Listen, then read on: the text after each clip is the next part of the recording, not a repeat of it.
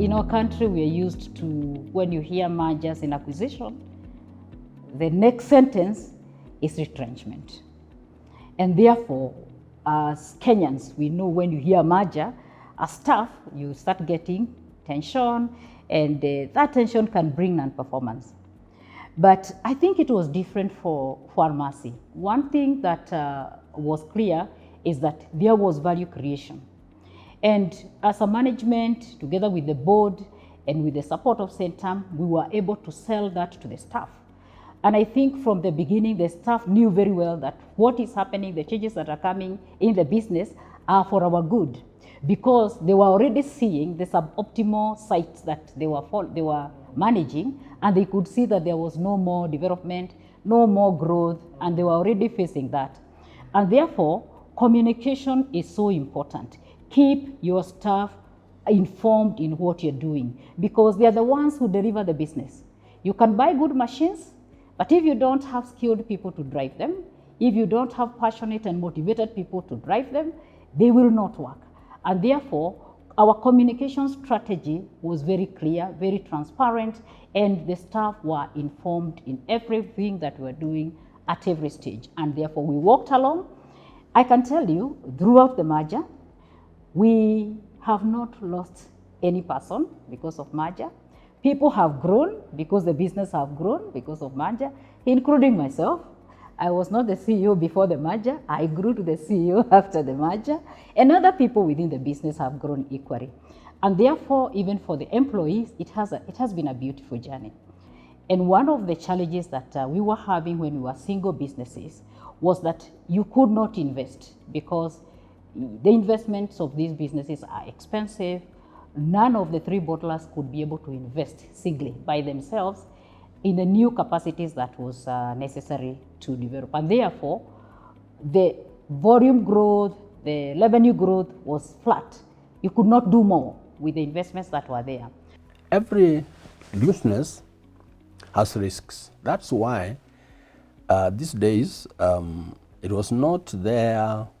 If we talk maybe 15, 20 years ago, you didn't talk about audit and risk. And most companies did not take risk extremely seriously. Yeah? But now, after so many things have happened to major corporations around the globe, risk is a major topic that every board, every management discusses and provides against. And obviously, just to mention 2 or 3 of these, you look at, say, competition. Competition is always a risk, but businesses thrive on competition. So that should not be seen as a major issue that, hey, there's so much competition in the market, what shall we do? That's why a lot of young guys like yourselves who are good and who have been trained in different skills will actually thrive in the arena of competition. And so competition is a risk. Then it's upon you to look at whether your product is not is addressing the proper market segment, or the quality, or delivery times, and all that sort of stuff that you can deal with. But there are others that you need also people who understand some of this, and leveraging on connections and their knowledge and experience to be able to deal with. For instance, dealing with relationships with government.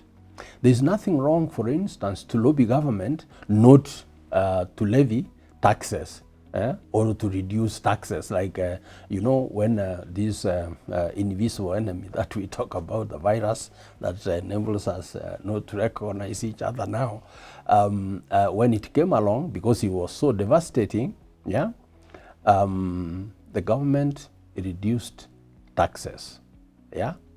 And how did the government reduce taxes? Because there was so much presentations to the government that business was suffering, and that government will contribute to return to normality and to enable companies to remain afloat if it addressed tax issues. So really there is nothing wrong in lobbying government if the government is convinced that by giving you that rebate, you will actually have greater turnover, and so what it has lost through a rebate will actually make up because you have now become more efficient and your reach is more and the cake you have baked is larger. Yeah?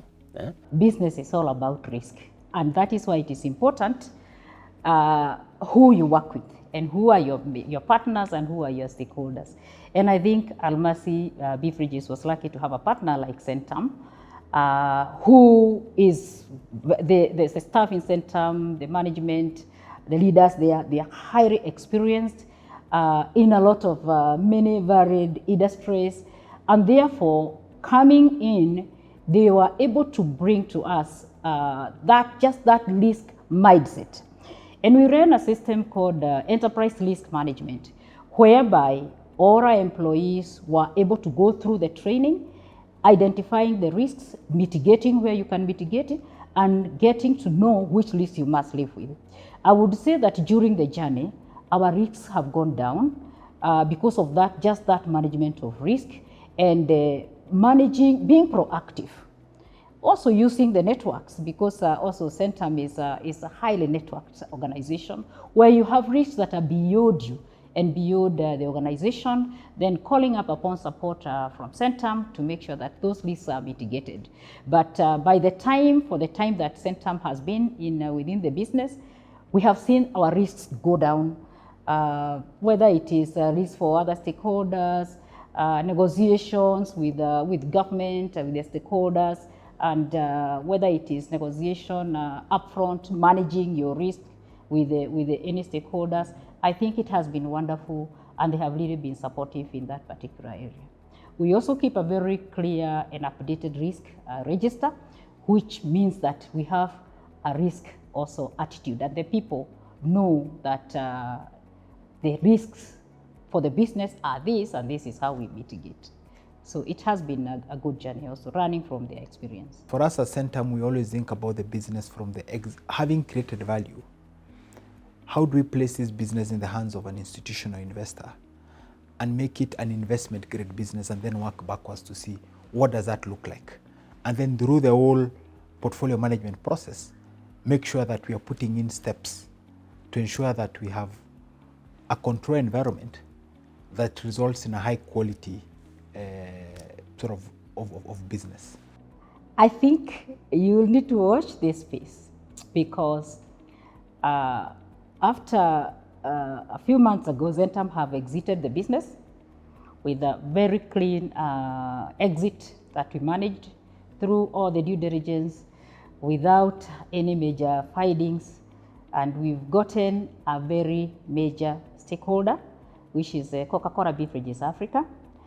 And Coca-Cola Beverages Africa coming in brings in a new story, because this is Coca-Cola, they are bottlers, they understand the business, and the synergy that is now going to be unlocked is not just within the region of Almasi, is the region of the whole country, because now Almasi gets exposed to the whole country, because Coca-Cola does business in the whole country. It means that now we can produce our products and even sell them across. We can produce a product that the other bottlers are not producing and have an opportunity to sell it across to the other bottlers. And therefore, when I look at the business, the future is great. What do I see for the people? I think it's great opportunities, especially the young people. We have very young professionals here. Now, with the coming in of CCBA, they have been exposed to opportunities, not only in Kenya, not only in Africa, but in the world, that you can grow now from Mount Kenya, from Kisii, or even from Rift Valley, or from whichever county. And you can work in South Africa, you can work in Ghana, you can work in Dubai, you can work anywhere. And so I'm encouraging the young talents to be very positive and to see the opportunity, because the future is just great for this company. The net impact of those activities, revenue enhancement and and those cost containment measures moved our EBITDA margin. When we came in, it was about 14%. And by the time we're exiting, it was close to 26%. So 26% meant that actually we're world class. We're even better than some of the best bottlers in the world, yeah? But it was a step-by-step process. When you talk about the two modes of financing a project, equity and debt, okay? Equity is risky capital. If a company goes under, that is it. You've lost your shot. Examples that we can give. No, let me not give any examples at this time. But you can remember major companies even in the recent past, whether in distribution, in manufacturing, that have gone under. Now, the difference is that the one who holds shares, equity in a company, you lose it, yeah? And the debt, because if it's a bank, it will take security. And so a bank will always recover, in some cases, the whole of whatever balance that is remaining out of the loans that it gave, or the overdraft that it gave, or substantially, if not the whole, substantially, the whole of the amount that it lent. But a shareholder loses a lot. And for you to make huge investments of risk capital in a business, it means you have confidence in that business. You have confidence in its returns. You have confidence in its growth. And Centum was able to provide the funds that we actually needed, which meant that they had confidence in the business. And I think this confidence was demonstrated by the fact that when they exited, I think the Centum made a tight capital gain out of their investment. So it was a wise move for them to do. But for everybody else who is involved, funds were available for the investment that we required.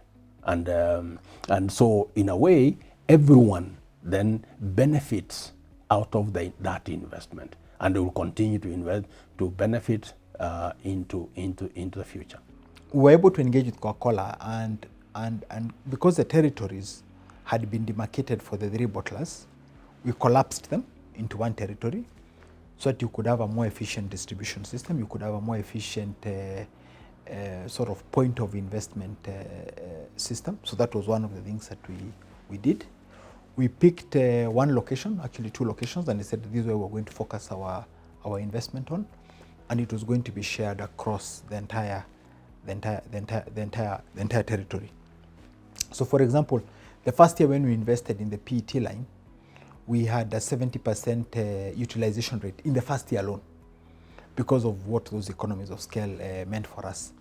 We also went back to look at our existing equipment and machinery, plant and machinery, and said, to what extent can we utilize this plant and machinery to continue serving the business? And we refurbished a line that was 43 years old, and it started running, and it was refurbished locally at a cost of less than $3 million compared to a brand new line, which is about $15 million.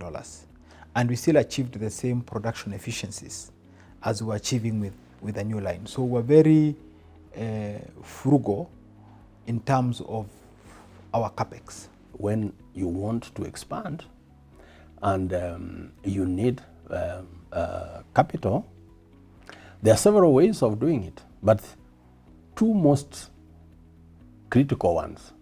You can finance your operations wholly through debt, that is borrowing, or through equity, going to your shareholders for more money. Or you can do a hybrid of both.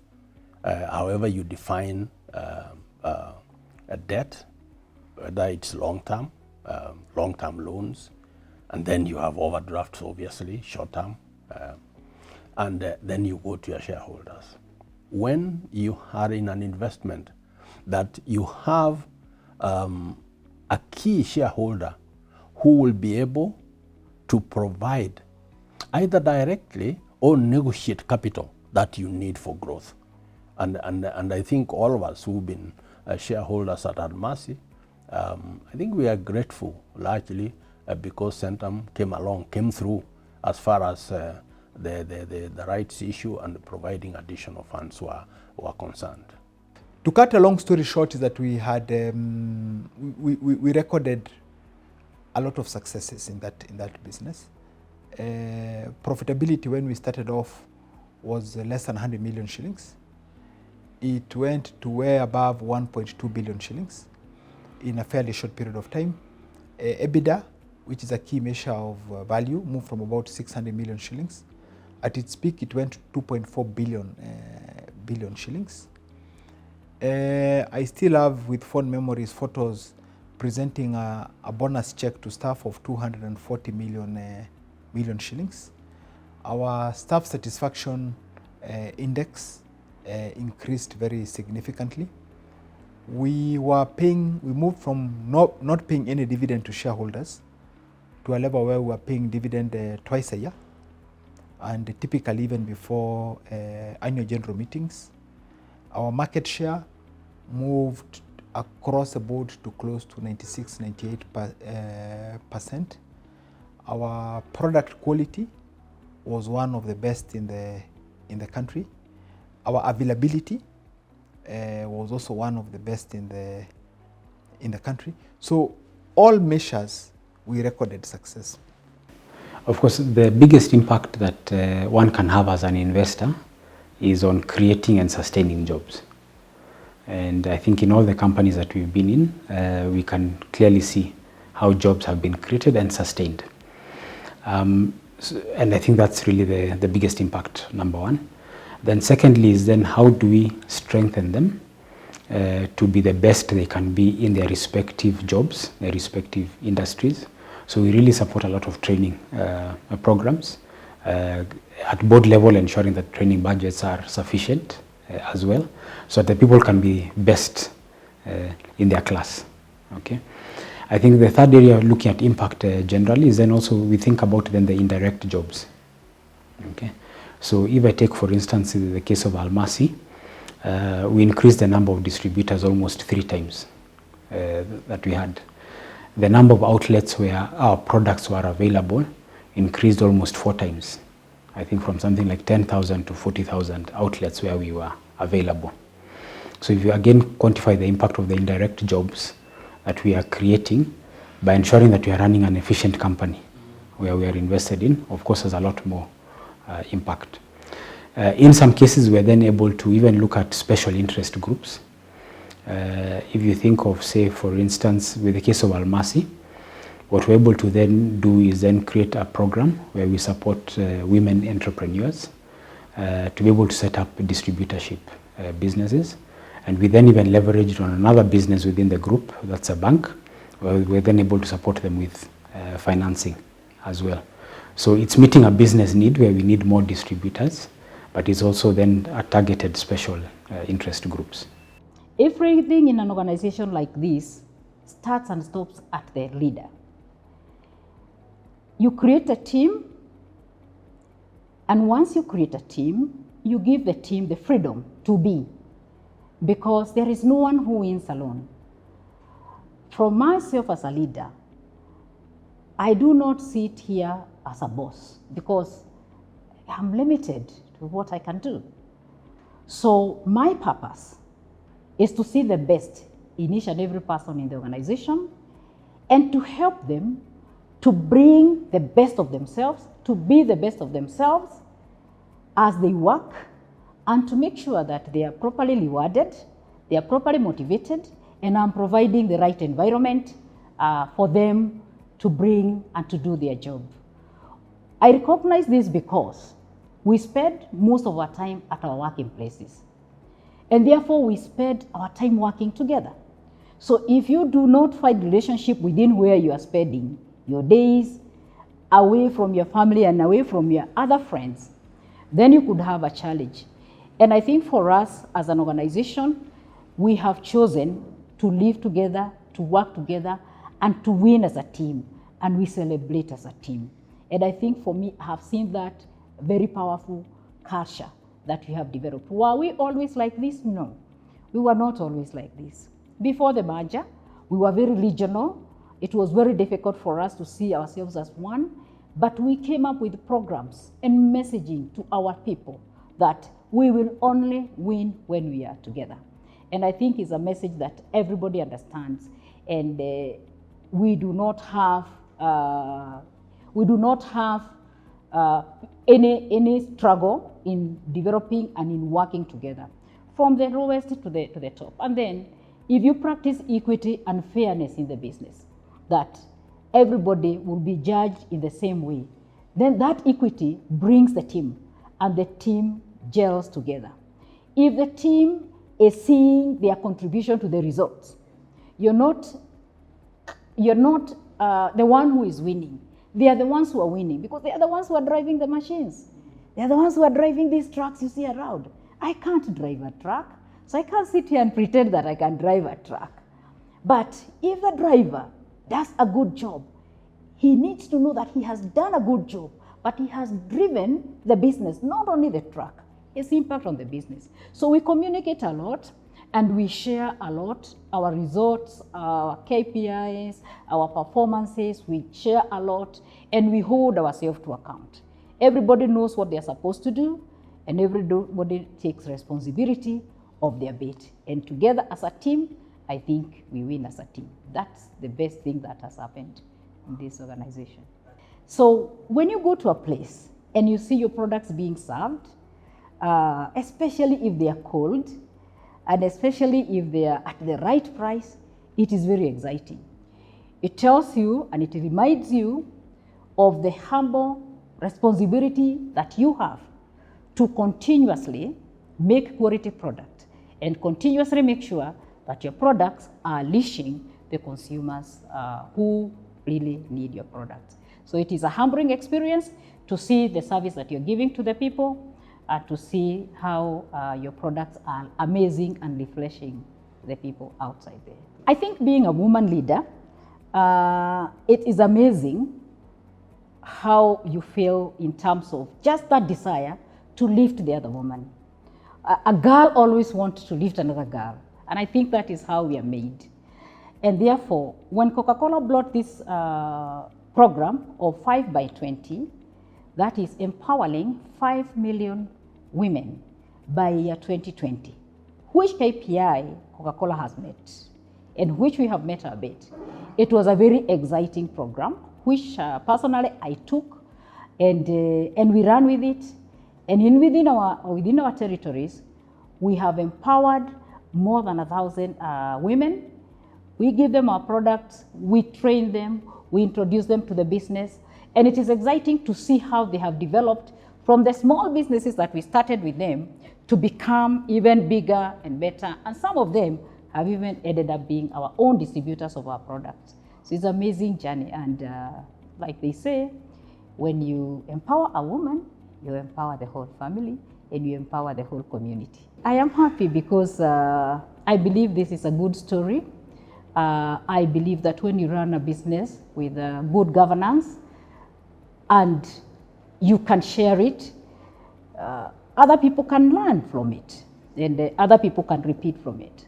And also from an investment perspective, I know Centum is a company that invests in many, many other businesses.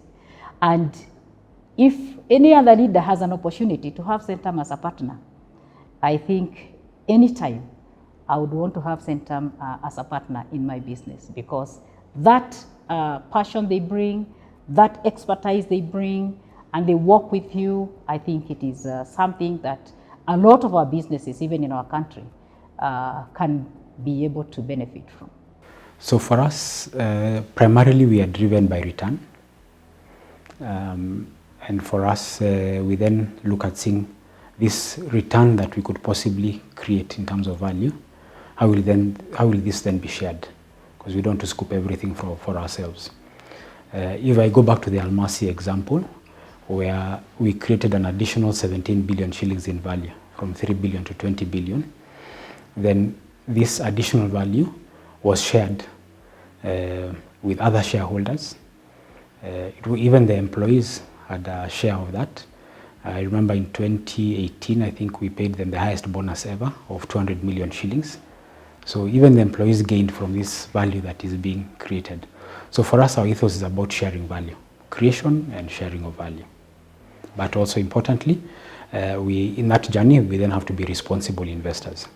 And responsible for us is the environment, the society, and also from a governance point of view, what is now commonly referred to as ESG. So we want to ensure that we are responsible across those three verticals. Ultimately, our objective as an investor is to create the best possible version of a business and take it to a level where it can be picked up by possibly a stronger partner to move it to the next level. And I think that's what we were able to do with Almasi. By the time we're done, the party that bought it is actually Coca-Cola themselves. And this is a company they would not have acquired when we started this process. I think Almasi is a wonderful case study of the collaborative power that you have, the convergence power that Centum has to bring all stakeholders together, whether it's from government, private sector, international investors, the staff that we found there, because we worked with the teams we found. In all these businesses, we did not bring teams from outside.